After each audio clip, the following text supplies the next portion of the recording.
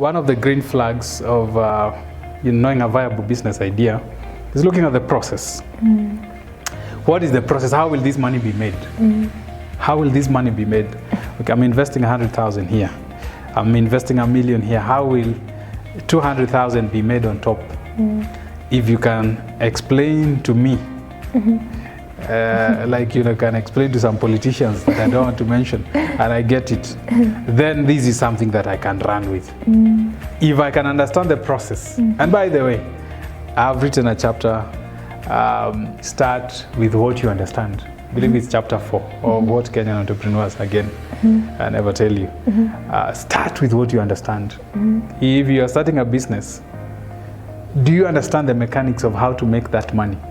I mean, even if you're putting money in the money market fund, it's not hard to establish how that money will be made, because at least you can understand that the banks will lend, for instance, and as they lend, people obviously pay money with an interest rate, and they are probably charging an interest rate of 25% to the customer. So if they are promising me that I'll get 12% as a return, then it makes sense, because it means out of the 25 they are making, or 20 as it were, there's a difference that they will be left with, and I will be having my 12% secured. But the rule of the general rule of the thumb is start with what you understand.